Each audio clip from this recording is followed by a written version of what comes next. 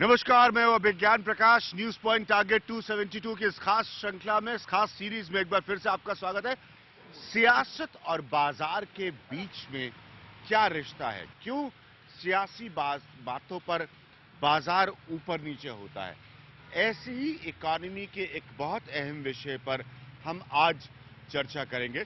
सूरत आप सबको पता है कि बहुत मशहूर है अपने हीरा व्यापार के लिए, डायमंड इंडस्ट्री के लिए।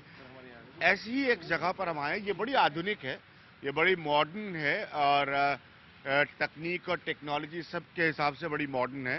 तो यहाँ मैं आपको ले चलूंगा। उसके बाद मैं आपको सूरत के पारंपरिक व्यापार का जो बाजार है वहां पर भी ले चलूंगा। पॉइंट ये है कि पिछले 2 से ढाई साल में, जो मैं लगातार अपने प्रोग्राम से कह रहा हूं, कि अर्थव्यवस्था ने जो उतार चढ़ाव देखे हैं उसमें बहुत से ऐसे सेक्टर्स हैं, बहुत से ऐसे क्षेत्र हैं जिन्हें हम स्मॉल स्केल कहें, मीडियम स्केल कहें, एसएमई कहें, जिनको भयानक नुकसान हुआ है। ये क्या चाहते हैं किसी नई सरकार से? हीरा व्यापार एक ऐसा क्षेत्र है जिसके अपने तरीके से एक कंट्रीब्यूशन है, योगदान है देश की इकोनॉमी को। ये समझते क्या है, ये चाहते क्या है? हम शुरुआत कर रहे हैं एक आधुनिक, बहुत मॉडर्न जगह से। मैं यहाँ पर आपको अंदर लेकर चलता हूँ। ये बड़ी आलीशान सी नजर आ रही है इमारत। वो झंडे जो लगे हैं उस पर SRK लिखा है, तो ये कोई शाहरुख खान की कंपनी नहीं है, ये इस कंपनी के इनिशियल्स हैं। अरे वाह! तो ये देखिए, ये बहुत बड़ा सा इनका लाउंज है। ये बड़ी कमाल की चीज है भाई। बहुत बहुत शुक्रिया आप सब लोगों का इतना सम्मान और अभिवादन देने के लिए। Abhigyan Prakash, NDTV, we are please to welcome. तो ये मुझे वेलकम करने के लिए उन्होंने यहाँ पर अपने दफ्तर के रिसेप्शन पर एक ये स्क्रीन लगाया है। बहुत बहुत शुक्रिया। एक पुरानी कंपनी, जैसे मैंने कहा कि इन मुद्दों को समझना बहुत जरूरी है।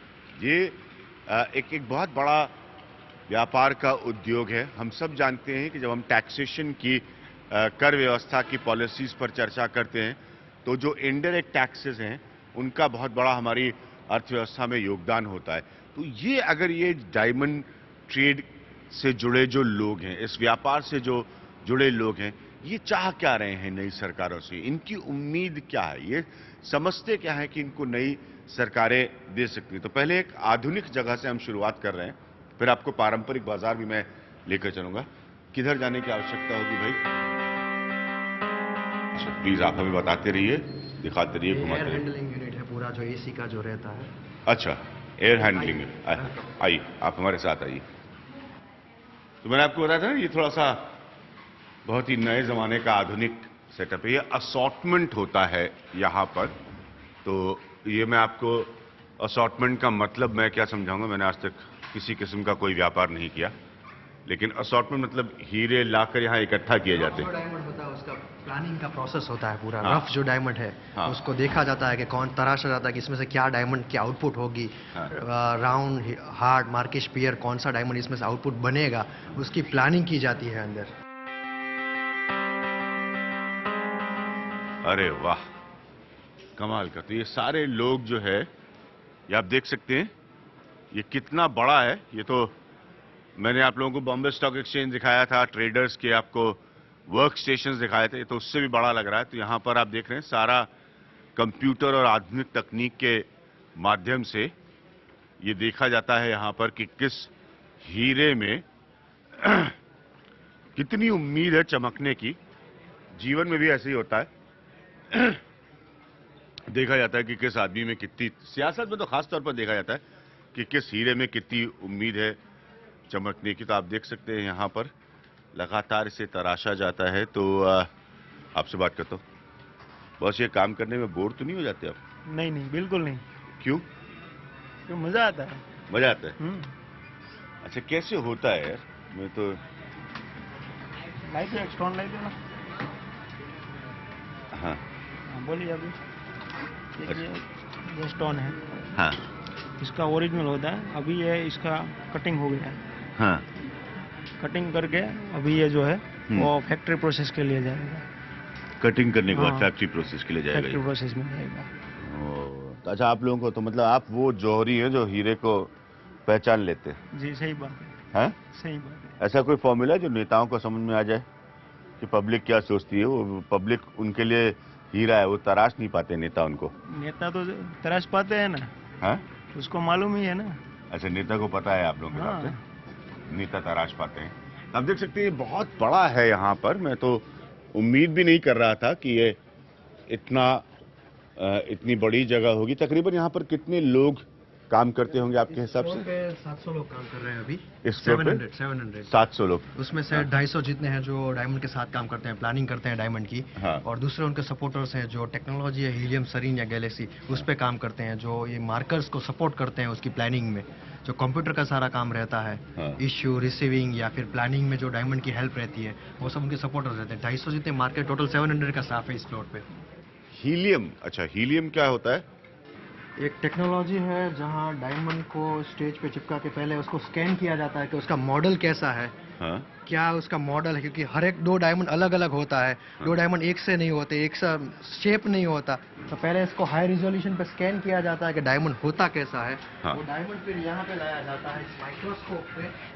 माइक्रोस्कोप में वो डायमंड के अंदर देखते हैं कि रॉ मटेरियल जो है उसके अंदर क्रैक्स कितने हैं। हाँ, हाँ। तो क्रैक्स को ध्यान में रख के माइक्रोस्कोप में 20x से लेकर 115x तक उसकी प्लॉटिंग की जाती है, पहले इंक्लूजन की। जैसे ग्लास में कैसे क्रैक्स होते हैं, वैसे डायमंड का रफ के अंदर क्रैक्स होते हैं। फिर उसके बाद उसकी प्लानिंग होती है कि इस डायमंड में क्या बैठेगा। एक सैंपल मैं आपको यहाँ पे दिखाता हूँ। ये सारे पूरा 3D मॉडल है डायमंड का, उसके अंदर इतने सारे क्रैक्स हैं। जनरली 40%, 35 to 40% आउटपुट रहता है। यहाँ पे सारे डायमंड बैठेंगे। इस हिसाब से हमारे यहाँ प्लानिंग होती है, मैनुअल और टेक्नोलॉजी। तो हर एक बंदा जो मैनुअल काम कर रहा है और टेक्नोलॉजी वाले की हेल्प लेता है। हम लोग टेक्नोलॉजी पे 100% डिपेंडेंट नहीं है, सिर्फ उसका साथ सहकार लेते हैं ताकि हम लोग स्ट्रेस फ्री काम कर सके और विन विन सिचुएशन एक क्रिएट कर सके हमारी पूरी चैनल में। अरे वाह, तो आप लोग दोनों का मिश्रण करते हैं, पुराने मोटिवेशन। हाँ? Man, machine and motivation, all. Man, machine and motivation. तो ये देख रहे हैं, बड़ा दिलचस्प है। ये तो किसी प्रयोगशाला की तरह, किसी लेबोरेटरी की तरह नए जमाने की नजर आ रहा है। बहुत दिलचस्प है कहानी। तो आप देख सकते हैं कि बहुत बड़ा सा ये तो जो फाइनल हीरा जब तैयार होता है, हाँ जरा वो भी देखा जाए यार। वैसे तो मेरी हैसियत नहीं है हीरों को करीब से देखने की, लेकिन इसके बहाने, हाँ अच्छा, तो ये वहां से गुजरते हुए प्रोसेस से पूरा फैक्ट्री का जो डिपार्टमेंट हेड है, फैक्ट्री हाँ। को जो हैंडल करते हैं, वो यहाँ पे बैठते हैं। तो हाँ। उनके पास जो स्टोन फैक्ट्री में पॉलिश हो जाता है तो रिटर्न इनके पास आता है। तो सारे अलग अलग शेप अभी आपको दिखा रहे हैं। ये स्क्वायर एमरल्ड क्वेश्चन शेप है, ये प्रिंसेस शेप है, हाँ। ये राउंड शेप है। 50% प्रोडक्शन राउंड शेप का होता है। हमारी फैक्ट्री में 18 सेंट से 20 कैरेट तक का काम होता है, जिसमें 3 कैरेट की एवरेज साइज बनती है। हाँ। ज़्यादातर गुड्स ये साइज का बनता है। तो सारे नियर अबाउट 14 ऐसे डिफरेंट अलग अलग शेप बनाते हैं। बीजा शेप तो दिन में 2 बार हमारा ये गुड्स जो फिनिश हो जाता है वो एक्सपोर्ट हो जाता है मुंबई, दिन में 2 बार। ताकि जो हाजिर है, जो फैक्ट्री से अभी रिसेंटली यहाँ पे आया है, वो मैं अभी आपको दिखा रहा हूँ। ये हार्ट शेप है। तो इस तरह के 14 अलग अलग शेप हम लोग बनाते हैं। This is emerald. वाह,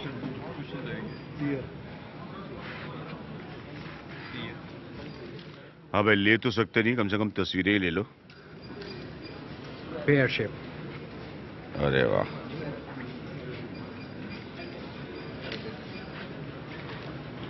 तो ये देख रहे, ये जो नीले रंग की ट्रे, उसे उठा लो भैया। इधर उधर कोई गिर गया तो हाँ, मुझे तो अगले 25 साल में इसकी कीमत नहीं अदा कर पाऊंगा। तो ये देखिए किस तरह से अलग अलग प्रक्रियाओं से गुजरने के बाद, प्रोसेसेस से गुजरने के बाद तराशा हुआ हीरा इस तरह से तैयार होता। अब ये ट्रे हाथ में लेकर, मुझे बड़े साल हो गए भारतीय सियासत को एनालाइज करते, तो ऐसे ही लगता है मुझे कि नेता भी जब बड़ा होता है और अपने को हीरा समझने लगता है, भले वो हीरा बना हो या ना, तो वो भी बड़े प्रोसेस से गुजरता है और उसके बाद वो अपने आप को तराश कर इस हीरे तक लेकर आता है। आपसे पूछना चाहता है कि जैसे लोगों का आप एक तरह से रोजगार भी दे रहे हैं यहाँ पर, तो कितने लोग आप बढ़ा पाते हैं साल में रोजगार के हिसाब से? साल में करीबन हम लोग 2 से 3 टका बढ़ा पाते हैं। हाँ हाँ, फिलहाल। ठीक है। लेकिन ये इंडस्ट्री में जो है फिक्स नहीं होता है। क्योंकि हर हर कंपनी का एक खुद का एक लिमिटेशन होता है कि हम कैसे प्रकार के डायमंड बनाते हैं। जो स्मॉल डायमंड बनाते हैं उनके पास 15,000 से लेके 20,000 तक एम्प्लॉइज है, और जो बिगर साइज के डायमंड बनाते हैं उनके पास 5,000 से 6,000 लोग हैं। तो उसमें जो है बड़ा पाना थोड़ा डिफिकल्ट है। और जो छोटे जो गुड्स के जो मैन्युफैक्चरर्स है उनके पास जो बढ़ाने का कैपेसिटी वो ज़्यादा है। सबसे बड़ी समस्या आप लोगों ने, बीजेपी ने जिनको प्राइम मिनिस्टरियल कैंडिडेट बनाया है उनसे भी आप लोगों ने अपनी पैरवी रखी थी, सरकारों से आप, ये इंडस्ट्री की सबसे बड़ी समस्या क्या है? फिलहाल देखा जाए तो सूरत में तो कोई इंफ्रास्ट्रक्चर की कमी है। पहले तो एयरपोर्ट फंक्शनल नहीं है जितना होना चाहिए।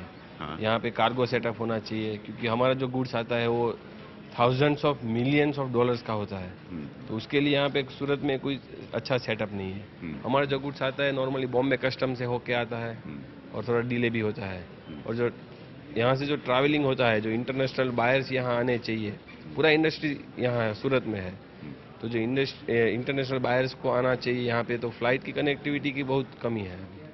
फ्लाइट की, लेकिन आप किसी भी केंद्र सरकार से क्या चाहेंगे? तो मुझे एक तो मेरी समझ में आया है अपनी छोटी सी जानकारी से कि एक तो निर्भरता है आप लोगों की, डिपेंडेंसी है मुंबई के ऊपर, और दूसरा आप एक्सपोर्ट नहीं कर सकते यहाँ से सीधा। यहाँ से एक्सपोर्ट करने में जैसे मैंने बताया थोड़ा जो कस्टम्स का कमी है। यहाँ पे है छोटा कस्टम है, थोड़ा डिले भी होता है उसके कारण, जो छोटा है, इसलिए नॉर्मली सब लोग जो इंपोर्ट करते हैं एक्सपोर्ट करते हैं बॉम्बे से ही करते हैं। तो वहाँ पे कस्टम फैसिलिटी अच्छा है। इसकी वजह से सबसे बड़ा डिसएडवांटेज आपको क्या होता है, नुकसान आपको क्या होता है? नुकसान तो यही होता है कि जो हमको यहाँ से गुड्स को ट्रांसफ़र करना पड़ता है रिक्स लेके बॉम्बे पे पूरा अलग सेटअप करना पड़ता है। अगर वो चीज़ यहाँ पे आ जाए तो एक सेंट्रल लोकेशन से ही हम पूरा मैन्युफैक्चर करके यहाँ से ही सूरत से ही सेल। ऐसा आप लोग इतने सालों से कह रहे हैं, तो अभी तक क्यों नहीं हो पाया है? कोई कारण है? या सरकारें क्या कहती हैं जब आप उनसे कहते हैं कि ये देश की सबसे बड़ी जगह है हीरा व्यापार के हिसाब से, तो ये सुविधाएं जब आप मांगते हैं तो क्या कह के नहीं मिलती आपको? यहाँ ये इंडस्ट्री ने कभी ऐसा नहीं मांगा है कि गवर्नमेंट पे डिपेंडेंट होके कुछ नहीं मांगा है कि गवर्नमेंट का पैसा नहीं चाहिए किसी को ये इंडस्ट्री में। लेकिन जो बेसिक सुविधाएं है एक्सपोर्ट करने के लिए वही यहाँ पे ज़्यादा से ज़्यादा चाहिए इंडस्ट्री में, कि भाई एक्सपोर्ट करने के लिए अच्छा कस्टम हाउस हो, फ्लाइट सूरत में आए तो ज़्यादा से ज़्यादा फॉरेन कस्टमर्स सूरत में आए, वही चाहते हैं। बाकी तो देखिए यही बातें मैं आपको बता रहा था कि जो ये बारीकियों वाली समस्या, वो कह रहे हैं कि ये इंडस्ट्री ऐसी नहीं है जिसको सरकार से कोई सॉप्स चाहिए, सरकार पर कोई एहसान इन लोग ये कह रहे हैं कि इनके उद्योग को नहीं चाहिए, लेकिन ये साथ में भी कह रहे हैं कि जो सरकार की सुविधाएं हैं इस इंडस्ट्री को आगे ले जाने के लिए वो इनको नहीं मिल पा रही है। इसलिए जब मैनिफेस्टोज में ये बड़ी बड़ी आर्थिक मसले और मुद्दों की बातें होती हैं, ये बहुत जरूरी है कि इस तरह की इंडस्ट्रीज क्या चाहती हैं इसको समझना। ये पूरा रॉ मटेरियल है। तो हम जो आपको प्रोसेस दिखा रहे थे, प्रक्रिया दिखा रहे थे, तो उसकी साफ सफाई के बाद की हम तस्वीर दिखा रहे थे। उससे एकदम पहले रॉ मटेरियल कैसा होता है जरा ये देखिए। तो ऐसा लग रहा है जैसे नमक के ढेले के कलर के है ऑलमोस्ट। तो ये रॉ है, यानी कि ये सीधे सीधे ये जो यहाँ पर टेबल पर रखे हैं ये वो डायमंड्स हैं। उसके बाद मैंने आपको पूरा प्रोसेस भी समझाया, साथ साथ हम बात भी करते रहे इस उद्योग से जुड़ी समस्याओं की।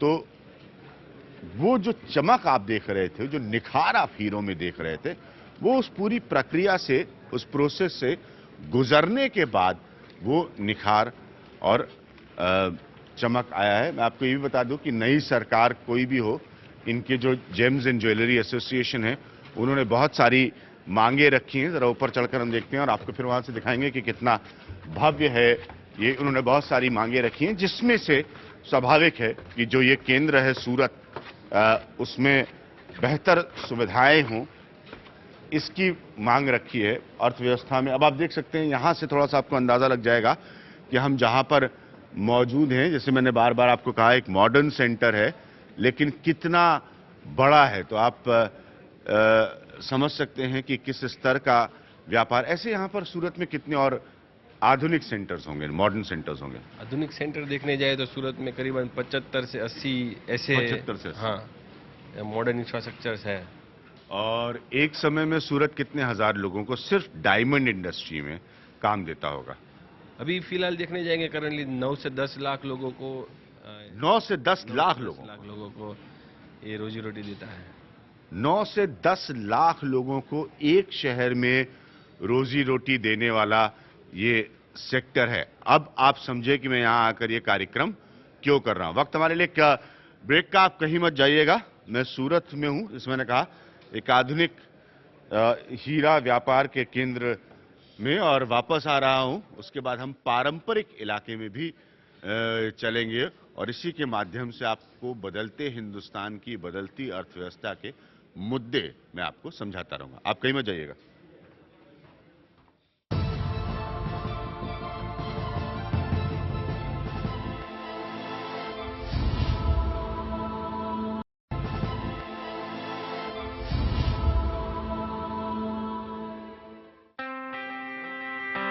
विज्ञान प्रकाश टीवी से। We are very lucky that you are here. Thank you so much sir, thank you so much. सबको पहचान करा। अच्छा जी, मैं विज्ञान प्रकाश हूँ एनडीटीवी से। Hello sir. हेलो। धर्मानंदन डायमंड। मैं तो बस यही, हाँ मैं ऐसे ही घूम रहा था और आया। मैं मुंबई स्टॉक एक्सचेंज गया, बॉम्बे स्टॉक एक्सचेंज, और उसके बाद प्लीज सर आप बैठिए ना। उसके बाद मैंने जानने की कोशिश की, आप सब लोगों से पूछना चाह रहा हूं, आप कोई भी नई सरकार आए, इस ट्रेड के, हीरो के व्यापार के हिसाब से आप क्या एक्सपेक्ट करते हो, आप क्या चाहते हैं? आप बता सकते, आप क्या चाहते हैं किसी नई सरकार से? पहले तो डिसीजन मेकिंग, कि जो अभी का प्रॉब्लम क्या है कि they are not taking decision, matter remains still, so it should go on. और दुनिया भर में जो इकोनॉमिक का लिबरलाइजेशन जो हो रहा है, even the communist country also now toward the liberalization, तो हमको जो इकोनॉमिक डिसीजन है that should be taken on economic basis, not on a political basis. कि गवर्नमेंट्स ने अभी तक आप लोगों की बात सुनी क्यों नहीं, कोई भी सरकार ने? काफ़ी जगह पे ये पूरी इंडस्ट्रीज है, मगर इंडिया में मानो के रॉ मटेरियल्स बाहर से आता है, तो एंटवर्प में लोग खरीदने को जाते हैं, दुबई में जाते हैं, वहाँ रॉ मटेरियल पैदा होता नहीं है, तो यहाँ से परचेस करने के लिए वहाँ पे जाना पड़ता है। मार्केटिंग के लिए यूएस, हांगकांग में जाना पड़ता है। पूरा मैन्युफैक्चरिंग, वर्ल्ड का बेस्ट मैन्युफैक्चरिंग यहाँ पे, बेस्ट फैक्ट्रीज यहाँ पे है।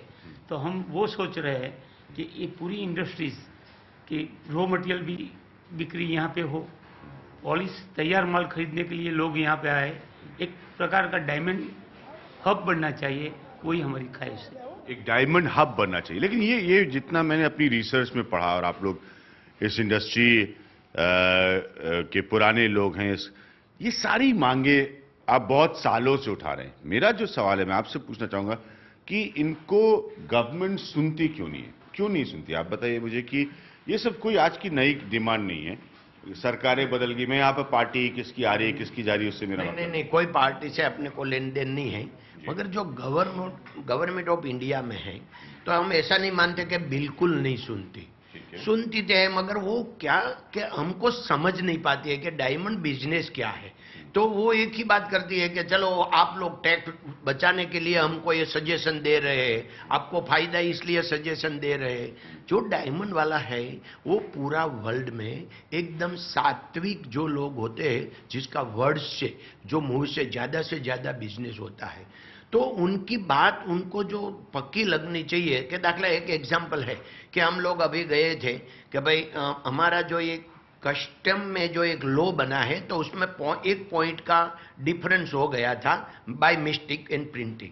1 साल लगा उनको समझाने के लिए, तो 1 साल तक पूरा जैमिन ज्वेलरी जाए, हम लोग जाए, वहां जाके कोई समझने वाला कौन? तो भाई ऑफिसर बैठा है, एकदम ऑफिसर बोल दे अच्छा मैं बोलूंगा, बात खत्म हो गई। तो उनके लिए जो जितना सिस्टम है समझना चाहिए, ये काम एक दिन का था, उसमें 1 साल लगा। तो ये जो प्रोसीजर बहुत लंबी चल रही है, तो पॉजिटिव लेना चाहिए। क्यों? कि डायमंड बिजनेस इंडिया के लिए जो 4 पिलर है, इसमें एक पिलर है। सही बात है, बिल्कुल सही बात है। और मैं इसलिए बार बार ये कार्यक्रम कर रहा हूं यहाँ पे आके समझाने के लिए कि जब आप नई इकोनॉमिक्स की बात करते हैं, ये बहुत इंपॉर्टेंट सेक्टर है। आप एसएमईज को, मैन्युफैक्चरिंग सेक्टर को आप इग्नोर नहीं कर सकते। हाँ, इतना, क्योंकि उसमें वर्कर में बहुत मैन पावर भी है, और विदेश से हुंडियामण भी आता है, और क्लीन मिलता है। और बीजा डायमंड का बिजनेस में कोई एनवायरमेंट खराब नहीं होते, कोई एनवायरमेंट बिगड़ती नहीं है। और ये सबको कुछ मालूम नहीं। देखो कि ये डायमंड सूरत में जो 6 लाख से ज्यादा डायमंड कटिंग वर्कर है, इनडायरेक्ट और 6 लाख है। तो इतना जो फैमिली है, तो वो लोग पूरा कोई झोपड़पट्टी में नहीं रहते, तो उससे इसका इनकम बहुत आमदनी बढ़ गया, ऐसा नहीं है। मगर एक कल्चर ऐसा है, ये कल्चर को समझना चाहिए कि ये कल्चर है वो जो वहाँ किसी को भी दूसरे को परेशान नहीं करते हैं। तो जो पॉजिटिव लेना चाहिए, वो लोग खराब नहीं है, मगर वो समझ नहीं पाते, ये परेशानी है। तो आप कह रहे हैं कि एक तरह से, मैं ये सवाल हमेशा क्या पूछता हूँ रियल एस्टेट वालों के, कि आप लोग धीरे धीरे एक बदनाम इंडस्ट्री बन गए। आपको लगता है कि सरकारों की धारणा में आप एक बदनाम इंडस्ट्री है? नहीं, बिल्कुल नहीं। ऐसे सरकार हमको बदनाम नहीं समझती है, मगर हम जितना पूरा वर्ल्ड में जो बिजनेस चल रहा है, इसमें अगर कोई सात्विक मानव का मिलावड़ा ज्यादा से ज्यादा है तो डायमंड में है। देखो भाई हमारी कंपनी है तो 5,000 करोड़ का काम करती है, तो हमारे को लिखा पिट्टी नहीं रहता है कि चलो हमने इतना रॉ मटेरियल के लिए ऑर्डर दिया तो सिग्नेचर करो। दूसरी कोई कंपनी में अगर आपको 500 करोड़ का माल खरीदना के 200 सिग्नेचर चाहिए, तो यहाँ तो मुंह से बोल दिया कि ये माल है, वो आया गया। तो ये बात यही है कि ये जो बात ट्रस्ट वाली है, ज्यादा लोग है, यहाँ बोल के फर नहीं जाता। ऐसे सब लोग बोलते हैं तो ज्यादा से ज्यादा डायमंड वाला इनकम टैक्स भरते हैं, ज्यादा से ज्यादा उसके पास ये जो ऑफिशियल मनी है।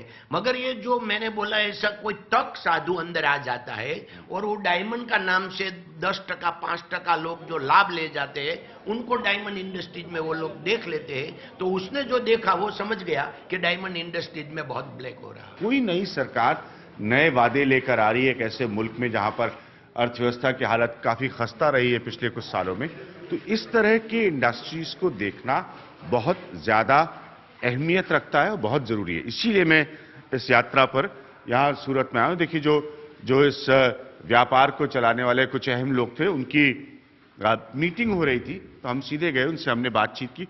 उन्होंने समझाया कि उनको उनकी इंडस्ट्री को समझने की दिक्कत अभी भी हो रही है।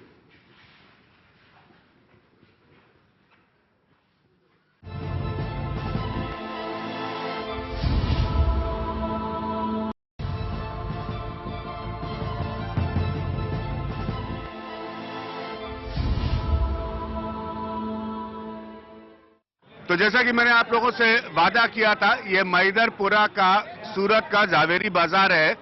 मैंने आपको दलाल स्ट्रीट दिखाया था ना मुंबई में, उसके बाद में यहाँ पर आपको मैदरपुरा के जावेरी बाजार में लेकर आया हूँ। जैसा मैं आपको एक्सप्लेन करता हूँ, समझाता रहता हूँ, बताता हूँ कि ये वो इलाके हैं जिनका एक बहुत बड़ा योगदान है भारतीय अर्थव्यवस्था को, भारतीय इकोनॉमी को। मैंने आपको एक आधुनिक जगह दिखाई थी कैसे हीरा व्यापार होता है। अब मैं आपको पारंपरिक जगह लेकर आया हूँ। यहाँ सब लोग इस व्यापार से जुड़े हुए हैं। ज्यादातर लोग, अरे भाई ये चुनाव की बातचीत नहीं हो रही है यार, चुनाव की बातचीत नहीं हो रही है। लोग सोच रहे हैं यहाँ पर ये चुनाव की बातचीत हो रही है। मैं आपको एक्सप्लेन कर दूं लोगों को भी, मैं सूरत में चुनाव कैसा हो रहा है ये जानने नहीं आया हूँ। आप लोगों के मुद्दे क्या है ये ऐलान कैसे है सर? हाँ, मैं आपका हर रोज प्रोग्राम देखता हूँ। Thank you so much, thank you so much, big fan of you. Thank you so much, thank you so much. एक मैं अभी यहाँ पर लोगों से बात कर रहा था, जो हीरा के ट्रेडर्स हैं उनकी प्रॉब्लम क्या है? हीरे के ट्रेडर्स की प्रॉब्लम ये कोई नहीं है, मोदी होना बहुत जरूरी है। अच्छा, मोदी होना बहुत हाँ, जरूरी तो है, ही हम लोग बिजनेस कर सकते हैं। तो ही हम लोग। Biggest achievement is he giving us a security. ठीक है, मोदी के लिए आ रहे हैं। हाँ मोदी के लिए आ रहे हैं। ठीक है, मोदी की लहर है, वो अपनी जगह है, लेकिन मैं आप लोगों से कुछ और पूछना चाह रहा हूँ। अब यहाँ पर एकदम भीड़ भाड़ हो गई है। हाँ ठीक है, आप एक बात बताओ, आप भी हीरा का व्यापार करते हो, कैसे होता है ये? क्या व्यापार? हाँ, व्यापार तो हम दलाली करते हैं। अच्छा, दलाली मतलब जो हीरा आता है हाँ। और दूसरे को जो आगे आप बेचते हो, हाँ, बीच में कमीशन। उसके हिसाब से बीच में कमीशन। बीच में आप लोगों का हाँ। कमीशन होता है। अभी मैं एक बड़े वाले जगह पर होकर आया जो बड़े तरीके से करते हैं, तो जब आप लोग करते हो तो ये अनऑर्गेनाइज्ड होता होगा? यहाँ पे सब लोग के पास जहाँ से कंपनी से माल लाते हैं उसको बिल भी मिलता है और ऑफिशियली माल होता है। और यहाँ का जब वजन करते हैं, बिजनेस करते हैं, उसको उसका धंधे का टिप भी मिलता है, वजन का पर्ची भी मिलता है और वो पर्ची से उसका वेट मालूम पड़ता है, वेट के मुताबिक उसका प्राइस नक्की होता है और प्राइस के मुताबिक उसका अमाउंट करके उसको पेमेंट दिया जाता है। मैंने अभी एक सज्जन से पूछा था, उनके वर्कशॉप में मैं गया था, कि बहुत आरोप लगता है क्योंकि इकोनॉमी में आप लोगों के बहुत इश्यू उठाए जाते हैं कि आपके लिए एक्सपोर्ट की फैसिलिटीज बेहतर हो, एयरपोर्ट नहीं है, इंटरनेशनल एयरपोर्ट नहीं है। मुझे पता है, ये भी उठाया गया मुद्दा कि यहाँ पर सूरत में होना चाहिए, लेकिन लोग कहते हैं कि ये व्यापार बहुत कुछ नंबर 2 के पैसे पर भी होता है। क्या ये धारणा सही है? नहीं, ये नंबर पूरा ऑफिशियली है, ये व्यापार पूरा नंबर से ही होता है। हाँ। इतना फॉरेन से माल जब यहाँ इंपोर्ट करके लेके आते हैं हाँ। तो ये लीगली आता है, कोई अनलीगली आता नहीं है। हाँ। पूरा बिलिंग से आता है और एक्सपोर्ट करते हैं उसका भी बिल होता है, वैसे ही एक्सपोर्ट होता है और ऐसे माल बनता है। ठीक है, तो ये आप यहाँ पर ये लोगों का भी अभी भी यही मानना है। जो मैं आपसे कुछ देर पहले जब एक बड़े व्यापारी के मैं यहाँ गया था, तो जो ये छोटे और मझोले व्यापारी ये भी ये मानते हैं कि ये कोई इलीगल इंडस्ट्री नहीं है, लेकिन इसको सरकारों की रिपोर्ट्स में इसको असंगठित क्षेत्र की तरह कहते हैं, अनऑर्गेनाइज सेक्टर की तरह कहते हैं। आपको लगता है हीरे का व्यापार अनऑर्गेनाइज सेक्टर का काम है? नहीं, ऐसा नहीं है, गलत बात है वो गलत बात है। सबसे ज्यादा इस इंडस्ट्री को आज क्या चाहिए? इंटरनेशनल एयरपोर्ट चाहिए, सिक्योरिटी और इंटरनेशनल एयरपोर्ट। अभी सिक्योरिटी बोलते हैं, इसका मतलब क्या हुआ? मतलब यही है कि जो भी कुछ भी इधर सेफ्टी पूरा नहीं है। हाँ? सेफ्टी चाहिए। सेफ्टी नहीं है, सेफ्टी नहीं है। सेफ्टी नहीं है। कैसी सुरक्षा नहीं है, मैं समझा नहीं। जैसे रुपए का भाव ऊपर नीचे हुआ तो उसमें आपको कवर नहीं मिलता, वो सेफ्टी नहीं है? नहीं, वो तो सब सेफ्टी है, पर जो प्रॉपर जो मार्केट का जो रूट चाहिए, जो एक स्टेबल बिल्डिंग चाहिए, वो खाली नहीं है, इंफ्रास्ट्रक्चर नहीं है थोड़ा। इंफ्रास्ट्रक्चर नहीं है, तो आप ये कह रहे हैं जो पुरानी ये इमारतें है, बाजार है, इसको बदल के आधुनिक बनाने की जरूरत है? इसको बदल के आधुनिक बनाने की जरूरत है। तो जैसे आप लोगों में से कितने लोग मुंबई गए? आप में से कितने लोग मुंबई गए? जैसे मुंबई गए हुए हैं, सब गए। सब तो जैसे मुंबई पुराने गए हुए मुंबई, जैसे आज बीएससी की बिल्डिंग में देखने गया था, वो भी 40 साल से ज्यादा पुरानी है, लेकिन वो पूरा एरिया जो है उसको ठीक से व्यवस्थित कर दिया गया। तो आप लोग ऐसा इसको बनाना चाहते हैं? हाँ जी, जरूर ऐसा बनाना चाहिए, इधर भी, सूरत में भी। सूरत में भी वही टाइप बनना चाहिए, यानी कि ये जो बिजनेस करते हैं, दलाली करते हैं, उन लोगों को कोई दिक्कत नहीं आवे, हर तरीके से सुविधा हो। आप में से कितने लोगों को लगता है कि सरकार आपसे टैक्स लेती है लेकिन आपकी कोई बात नहीं सुनी जाती? आपको लगता है सरकार आपसे टैक्स लेती है, आपकी बात कोई नहीं सुनी जाती? नहीं सर, ऐसा नहीं है। यहाँ पे लाइट की बहुत अच्छी सुविधा है।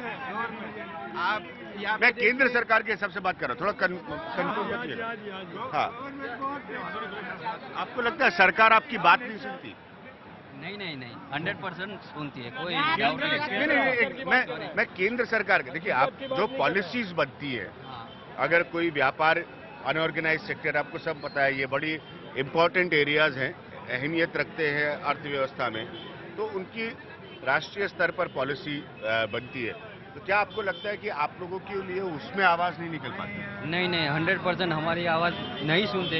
सेंट्रल गवर्नमेंट हमारी आवाज़ नहीं सुनती है। तो हमारी गुजरात की जो गवर्नमेंट है उसका पूरा सपोर्ट है और पब्लिक भी बहुत सपोर्ट है, उसके हिसाब से ये चलता है। बाकी तो it's very tough for us.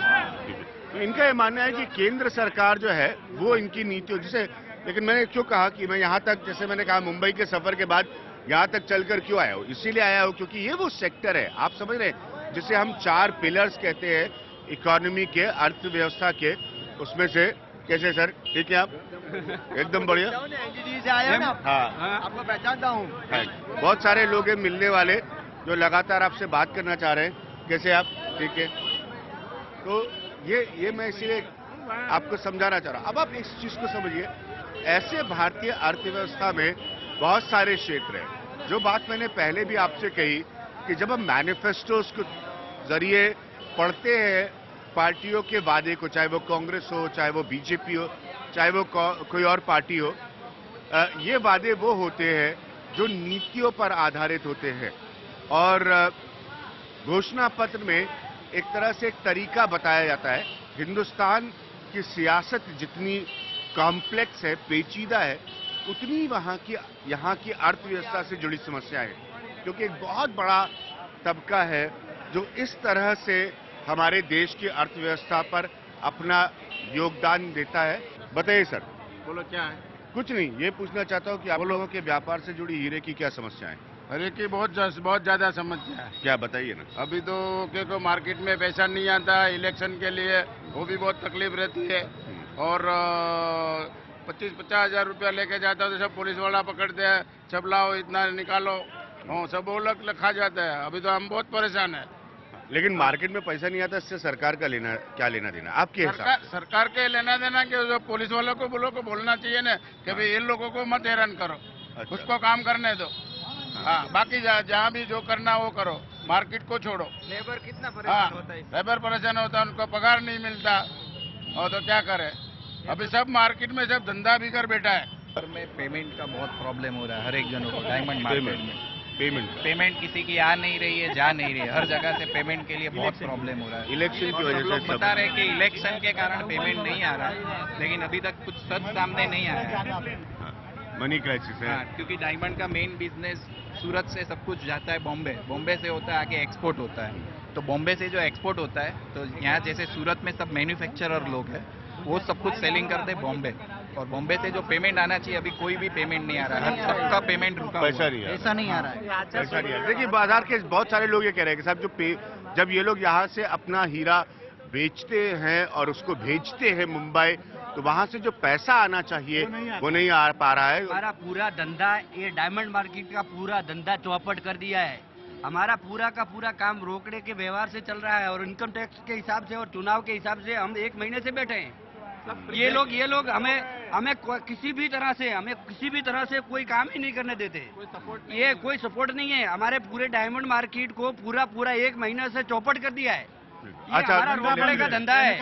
और नरेंद्र मोदी के हिसाब से हमारा क्या है? हमें क्यों बदनाम कर रहे हैं? हमें क्यों बर्बाद कर रहे हैं ये लोग? ये पूरी तरह से डायमंड का पूरा धंधा है।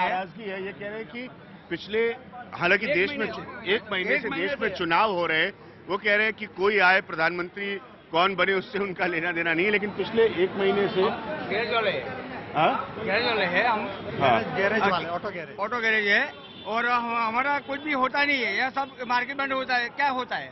हमारा कुछ भी नहीं होता है। धंधा नहीं होता। तो कोई धंधा नहीं होता। ये बड़ी दिलचस्प है। ज्यादा से ज्यादा लोग अब आके, जैसे मैंने कहा, घेर के रख रहे हैं। ऐसे एक तरह से एक भीड़ चल रही है। जी हाँ, तो वो समझा रहे हैं कि साहब धंधा नहीं हो रहा है, 1 महीने से जो पैसे का व्यापार है वो नहीं हो पा रहा है। तो ये सारी तमाम बातें, इसीलिए आप समझ सकते हैं कि ओवरऑल माहौल जो है, जब वो अर्थव्यवस्था को लेकर आप बात करते हैं तो वो क्यों ऐसा नजर आता है। मैं कोशिश कर रहा हूं एक बड़ी जमीन की हकीकत आपके साथ उठाकर शेयर करके उसको बड़ी राष्ट्रीय तस्वीर से जोड़ने की, इसी मकसद से मैं यहाँ आया सूरत में। आखिर में इस तरह के मसलों को उठाते वक्त आपको ये जरूर एहसास होता है कि जो लोग इन लोगों से जुड़ी नीतियां बनाते हैं, और राष्ट्रीय लेवल पर, केंद्र सरकार के लेवल पर, मैं इस वक्त राज्य सरकार की बात नहीं कर रहा हूं, क्या वो वाकई इनके यहाँ के सेंस को, जिसे हम अंग्रेजी में कहते हैं, भावना को जिसे हम हिंदी में कहते हैं, मूड को क्या समझ पाते हैं? क्या नीति निर्धारकों से यही एक बड़ी गलती हो जाती है जिसकी वजह से सरकार की बनाई हुई नीतियां जो किसी क्षेत्र के लिए काम करनी चाहिए वो काम नहीं कर पाती? और इसीलिए हमारा मकसद है न्यूज पॉइंट टारगेट 272 की इस खास श्रृंखला में देश के अलग अलग हिस्सों में घूमकर इन मुद्दों को उठाने का। मैं विज्ञान प्रकाश, सिर्फ NDTV इंडिया पर।